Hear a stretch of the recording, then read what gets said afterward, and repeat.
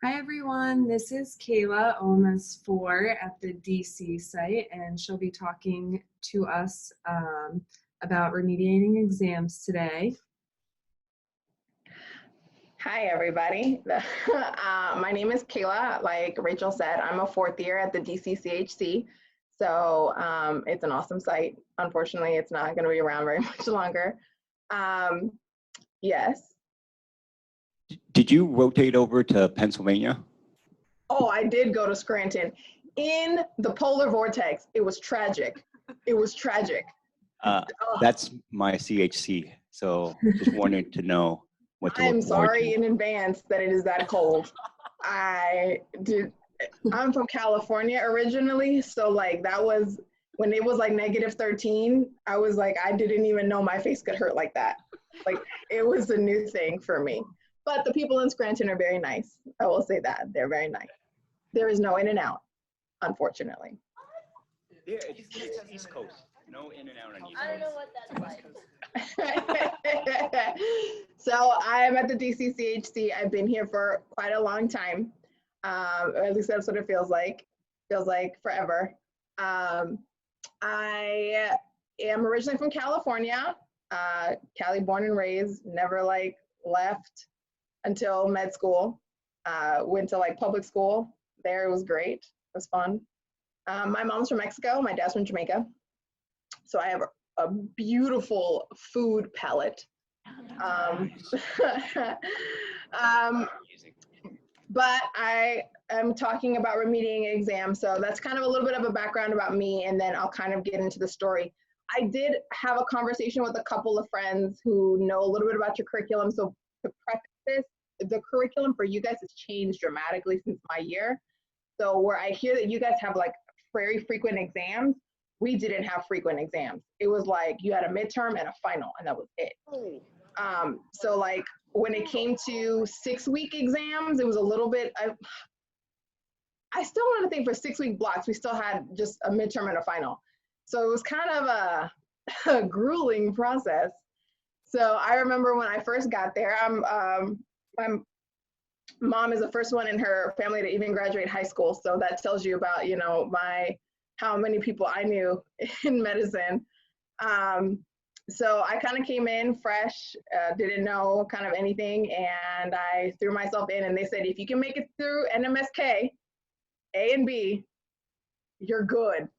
So I didn't really have a lot of great study skills, but I made it through NMSK A and B, slid on by. And when I say slid, like slid, skin of the teeth, like NMSK was rough. My hair wasn't done ever. My bags were like this. It was tragic, but I made it. And I got through to cardiopulm. And it was not the parts portion, it was the pulm portion for me. That was really hard. It's the physiology of pulm that was a little abstract for me. And I was like, I don't know what this is, but I also didn't know how to study. I was trying to figure out how to study at the same, like throughout all of these blocks, I was trying to figure out what works for me. Do I echo? Do I go to class? Do I half and half? When do I sleep? Also, another thing you should know, I naturally am a night owl. So like my preferred time to sleep is more like 6 a.m. to noon. So I tried that for a while, where I was like studying like midnight to 6 a.m. and then I go to sleep and then wake up at noon and then do what I needed to do. My exams are in the morning, so that didn't work very well for pulm. So I remember on my midterm, and I think if you know Jana, I think she's one of your fellows, she can tell you, I was asleep during that exam. That midterm, I was knocked out. So when you only have a midterm and a final, and you fail the midterm, that final is for real. And our finals were cumulative. I don't know if you guys had cumulative finals. So our finals were cumulative. So I didn't even know what I didn't know because I slept through it. So I was kind of like, all right, I'm gonna try to rally. I failed that first exam and I'm gonna pull an 80 and just slide on by like I did NMSK. And that didn't work. Not at all. I failed hard. But it was, for me, I was like, oh, it's only one class. It's not that bad. It's not going to define you. You're fine. Go ahead. So I knew I was going to have to remediate in the summer because that's when everybody remediates. And when you remediate, it's about 2 weeks that you remediate per class. So I was like, all right, I got one, no big deal. So time goes on, I get onto GI. GI is your last, very last block. GI is also 6 weeks long. At least it was when I was there. And GI was not only 6 weeks long, but it was full of exams on exams on exams because everyone is trying to get their finals in. So you had an OPP final with the practical, you had the final, you had the med skills final, you had the standardized patients, you had like the anatomy lab, plus my midterm and the finals for GI. It was insane. Like MSK. So not only are you kind of burnt by the end of the year, because it's been an entire year that you're studying and you're trying to figure this stuff out. For me, life just doesn't stop because you're in med school. And it feels like that a lot. It feels like, you know, your life is med school. So everything else should pause like you have for med school, but that's not real. Life happens regardless of whether you're in med school or not, and it does not care. So for me, life hit me hard starting in GI. So previously, I have very complicated family dynamics. My biological father was very abusive. So I had sent out an email previously in the year telling my entire class that if anyone was to ask about me, that they should not tell them where I live, don't tell them my schedule, anything like that, right? So you have that kind of factor going in here. So I had gone to a conference in Atlanta. And while I was at the conference, I had a visit with some family friends. And it was right before GI. And when I got back, started GI, I was good. It was like a week or two into GI. And my friend calls me and said, your bio dad called here looking for you. And that freaked me the heck out. I did not know what to do. My anxiety was on like 5,000, but I also didn't like people all up in my business either. So I kind of didn't say anything. I just said nothing and I just went along. I was sleeping more than usual. I couldn't really focus because I was like, holy crap, is my door locked today? Like, what's going on? So I was really distracted during GI, like super distracted. So between the distractions of life plus what the whole 6 weeks was with GI, I failed it. And it was a second class that I failed. And that one hit me really hard. Like I saw the number, you know exactly like when you calculate what number you need on that exam to get by, and you don't see that number when you finish and you hit submit. And I remember I went to the bathroom on the I went to the second floor because I knew everyone was on the third floor. So I was like, no one's gonna see me cry. So I went to the second floor and cried. Like people were looking for me. I cried for like a solid 20, 30 minutes. My face is real light skin. So my eyes were red, my nose was red. Everyone knew I was crying. I wasn't fooling nobody. So when I came back, I had a friend who tried to hug me and I was like, if you don't get away, because I can't keep it together. And I couldn't keep it together. And I had a really hard time coming to terms with the fact that I had failed another class and it just felt like crap. I had to move because I was going to move to DC, but I had to move home first. My dad had just had surgery. Again, life does not stop because your med school is doing this. So I was like, you know what, Kayla, you've gotten this far. You're not gonna let nothing stop you. You've gotten this far. And if you're gonna pretend that this doesn't hurt, we're just gonna pretend it doesn't hurt and we're just gonna move on. So I had a couple friends out there, my bad. who also had needed to remediate a couple classes. So we were like, well, guess what? We're going to bond together. And if we're all studying by the pool, we're all going to study by the pool. So you're given like these learning objectives, right? And you go through all these learning objectives. I was told nobody fails remediation, like you'll be fine. So during my first, like I told you guys, it's 2 weeks for every remediation, right? So I go and it's like my second week of remediation. I've been studying really well the first week, and school calls an SPC meeting. Now, granted, school did not, that's Students Performance Committee. So if you've ever failed a class, you go there. Or if you've gotten anywhere near less than like a 75, you know how borderline you are to know what SPC means. But I got called into SPC because I had failed GI. They didn't know why I had failed GI. And I never let anybody know. So they didn't know that when they asked me, why did you fail GI? And I had to answer a bunch of questions about like why this happened. And then, you know, is this going to be a problem later? They were trying to be helpful, but at the time, because I hadn't opened up to anybody, I hadn't said anything to anybody, no one knew that like that triggered me, where I was like, I can't, like, I was so angry. I was so angry. And like, I was angry and I like left, like I stormed out because I was like, I'm so angry, I'm going to cry. And that's a different kind of frustration. So like, I ran out of there. I walked home. It is June in Arizona and I walked home.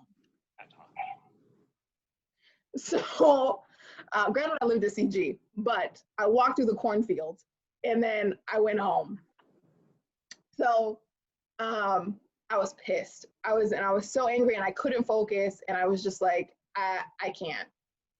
Next day, my grandmother calls me. And my grandmother is one of the reasons why I got into medicine. She was a nurse and she took care of my grandpa who had like 3 strokes and a heart attack. And me and my grandpa had gotten really close the year before I went to med school. I helped caregive for him. And she calls me in a panic because she says my grandpa is dying and he's failing. And she doesn't know what to do because my cousin, is some cousin, she's like the power of attorney for him to make medical decisions. She can't get in contact. So what do I do? Kayla, what do I do? He's not peeing. What do I do? What do I tell them to do? And in that moment, I can't even describe to you like the feeling of, if you would have just passed your exams, if you would have studied a little harder, you would have known what to tell her. Caveat, side note, now that I'm a 4th year, there's no way in hell I would have known what to tell her. Like, not as a first year, even if you passed everything, like there's clinical things that you just wouldn't have known at that point. But going back to first year me, did I know that? No. So I felt like this is on me. So my grandmother had called me at that point, and it just put me in this thing where I was not there. Mentally, I was not there. And I wasn't really telling a lot of people. I had a couple friends who I told, but like, I was not ready. But I was like, you know what, let me just try to study, and trying to study unfocused is not okay. But like, I tried to study all unfocused, and I was like, you know what, no one fails remediation, I'll be fine. So I walked in there all super confident. My mom had come down so that she can help me move out. And I'm sitting in a car after the exam, sitting in the car with Rebecca, who y'all know, Renee, who some of you guys may or may not have seen on campus. We had gone to In-N-Out with my mom, and they all get, like, they're all like sitting there and like they're chatting and like they're having fun and everything. And I get an email. My email says, you failed your remediation. Let me tell you that I am the second person in SOMA history to fail remediation. And I knew that when I got that email, because no one really fails remediation, but I failed remediation. And that was just another brick on top of a bunch of other bricks. Oh crap, Kayla, you failed. Like, you really failed. But my mom is here, so I can't let her know that I failed either. So I had to somehow move out. Me and my mom like moved back to California like the next day, took all my crap, we moved. I didn't tell her anything. I remember there's an advisor that was there for me that is not there for you guys anymore. She lives in Alaska. Her name is Dr. Steffens. So Steffens was my advisor. And I remember Steffens called me after I failed it. And I like left my like area with my family and I was crying. And I was like, Steffens, my grandpa's dying. I can't handle, like, what is this? She said, like, we'll work on it. Give me a second. She said, I'll call you like on Monday. I think that was a Friday. Well, I told you I went home. My dad had just had surgery. That Sunday, it was so important for me to be there because it was Father's Day. Well, my grandpa died on Father's Day. So my grandpa died. And like, my dad is not an emotional person, but like when you see like a man who's not emotional, like get emotional because his dad died, like that hit me. And then it was like, crap, we have to plan a funeral. And somehow, I don't know if I'm gonna have to tell my parents that I failed out of med school. Wait a minute. So I called Steffens. Somehow, by the grace of God Almighty, the SPC was like, we'll let you take that remediation exam again. And I was like, great, I gotta study. But my dad had surgery. So he said, Kayla, I need you to coordinate for all the family that's coming to New Jersey and coordinate everybody's hotels.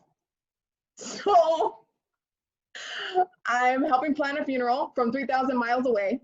I'm trying to remediate my exam. And I'm also driving my dad to all of his post-op appointments. I'm trying to figure out if he can get on a plane to go to his dad's funeral in a couple weeks. So shout out to Rebecca, because 2 weeks after I like studied, I crashed on Rebecca's couch, which she always has the best couches. Not that you guys will ever know, but just know in advance, if you need a couch, she will tell you where to get one. But like, best couch.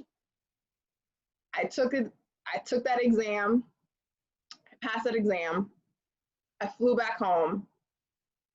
I also don't know if you guys at any point in the story have realized that I've never mentioned housing because I did not have anywhere to move in for DC at that point.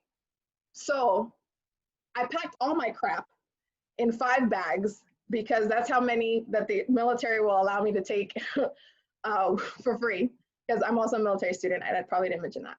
But then flew to New Jersey, helped plan a funeral, did the funeral, had no apartment, and somehow had to also remediate another exam for GI. So, I mean, needless to say, I had a lot on my plate. Luckily, I have a large appetite. That is a joke. Someone should laugh. Okay, so the hard part about GI was that when I was remediating, somebody got something to say? Somebody picked up a mic. Pull up. Roll out. No, I just appreciate you sharing all of that. Like, and I did laugh at your jokes. Yes. So with GI, because you forget, like, that was just remediating POEM, right? I still had to remediate GI.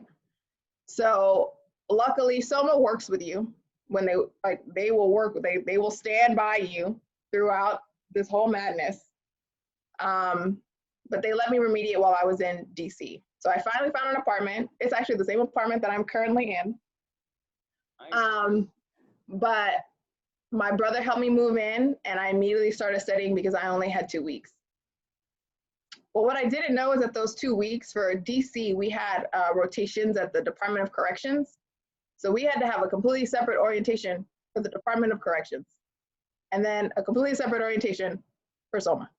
So during those 2 weeks of orientation, I was trying to study GI. It was very difficult. It was a lot of Anki on the way, on the metro, on elevators, anywhere I could get it. And because my RDME realized that like there hadn't been a lot of time for me to actually study, she allowed me to take the exam 2 days into the semester. So I was able to like actually have 2 days where I can like legit study and not be like worried about anything. Took the test and I passed, which was great, right? Only problem was now I was 2 days into the semester and everyone had started repro and I hadn't. And I still had clinic the next day and I had small groups the day after that. So when I showed up to small groups, I was behind all the lectures for the week. So it goes on. Life does not stop because med school starts. But I think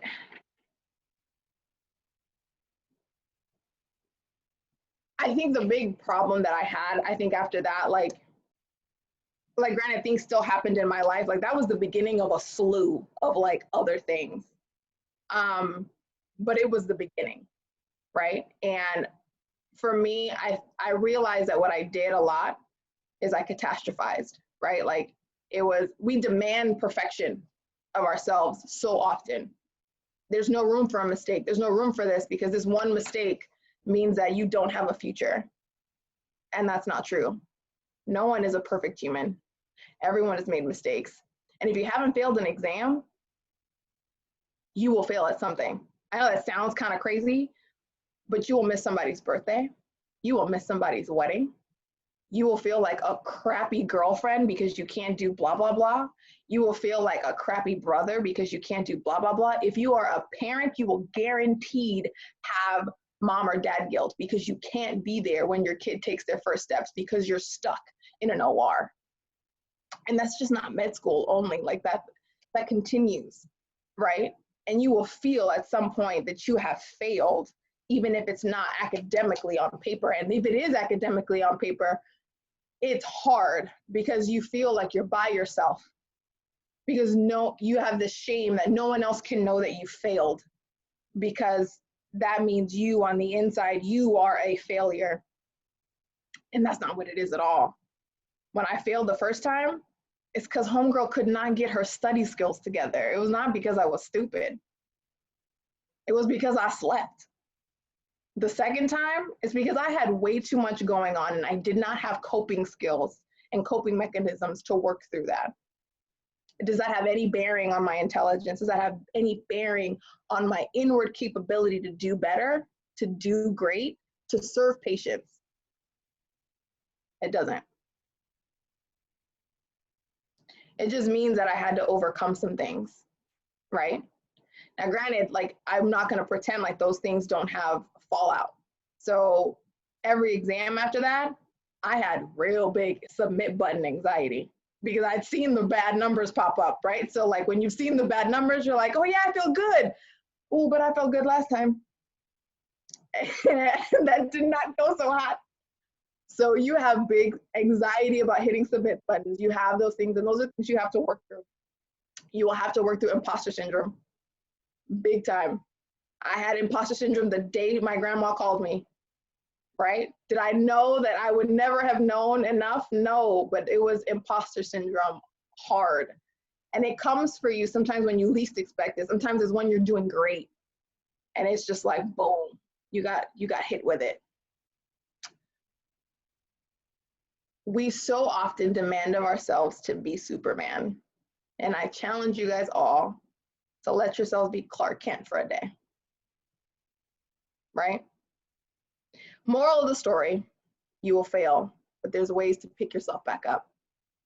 I cannot tell you that I would not be here in this position now if it weren't for some of my best friends and some of them that I met in med school who've been with me, like, y'all, look, let me tell you how good my friends are.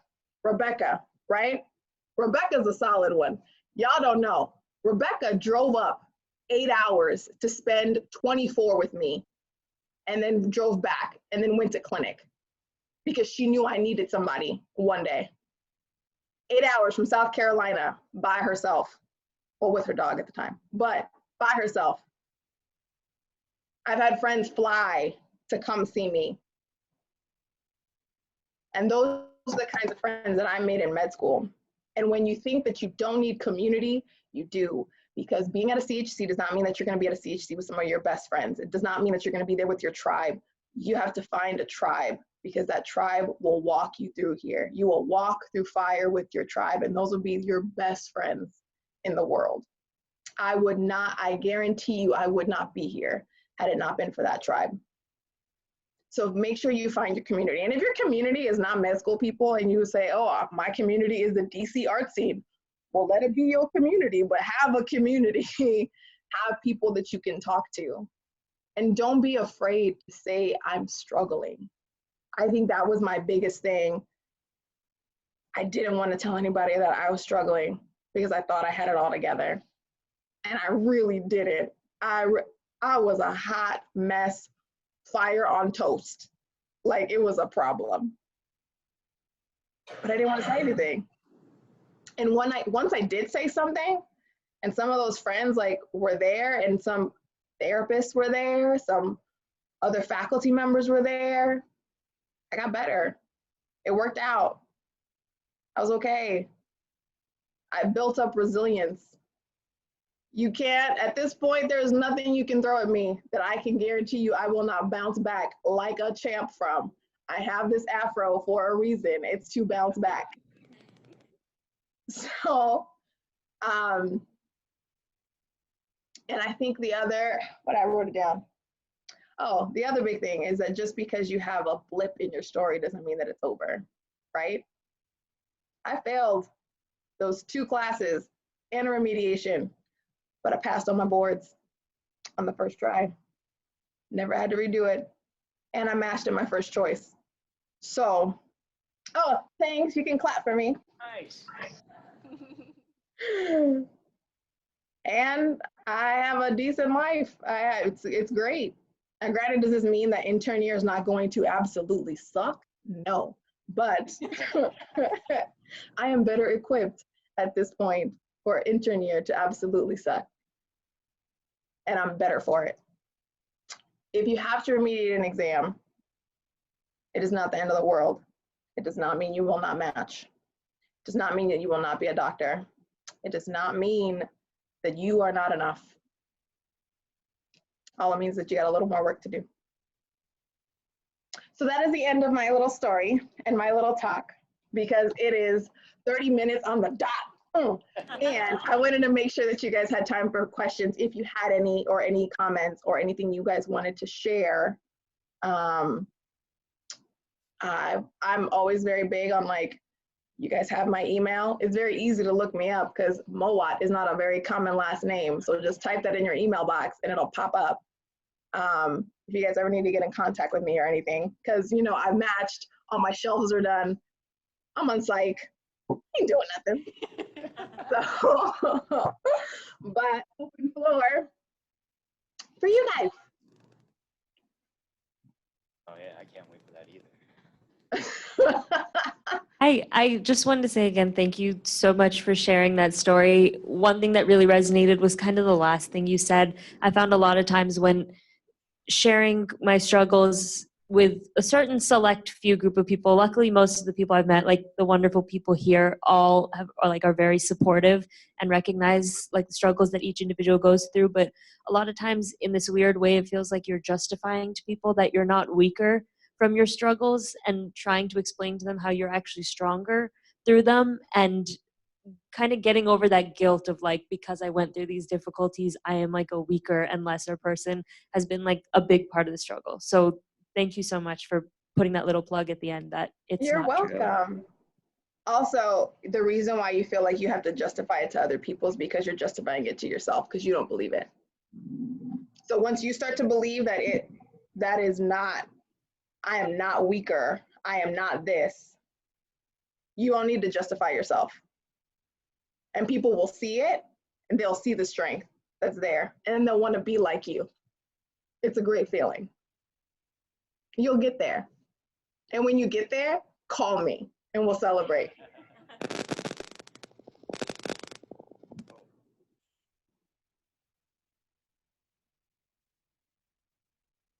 Well, look, there's not that many of you, so some of y'all just gonna have to like take a mic and say a comment.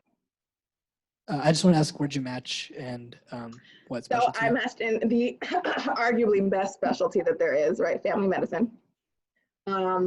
Because we see everybody and nobody could do their thing if we didn't send that referral. Thank you. And I'm in the military, so I matched to Nellis Air Force Base in Las Vegas.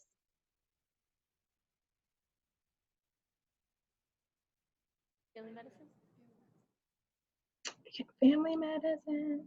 Could I also ask how the faculty in the school itself was supportive of you when you did kind of open up about the struggles you were facing and how it was impacting your academic performance?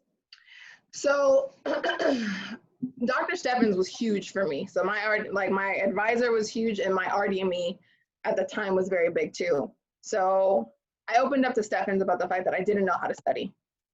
So she was giving me like, look at this book that's behind me, like, what about this? Like, are you trying this? And she was really working with me to try to like make sure I was not just tanking.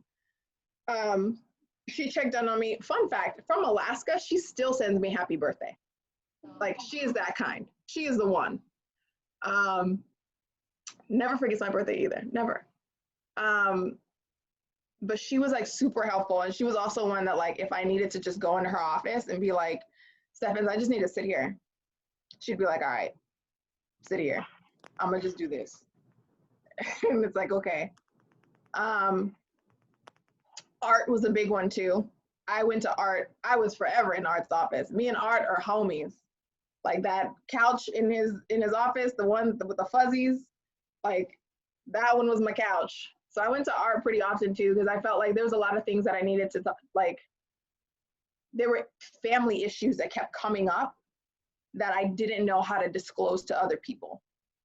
Like I didn't know how to tell that story and not have them look at me different. So I was like, Art is safe because Art, one, he ain't in my class and he ain't teaching me. So I'll go tell Art. So I talked to Art quite a bit. The other thing was, oh, it just left me. Oh, this is super small, but like it meant something. They actually sent me, like when I moved to DC, the entire third floor sent me a card that said like in sympathy for my grandfather. And I thought that was like a big thing. Because like I just moved, I don't have any family here. Like it was a big thing for me.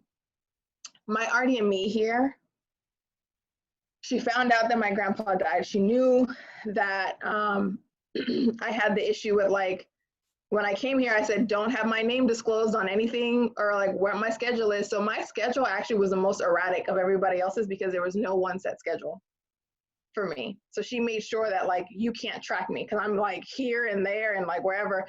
It sucked at the time because like, oh my God, trying to like keep anything consistent was hard. But like in retrospect, it was a really smart move.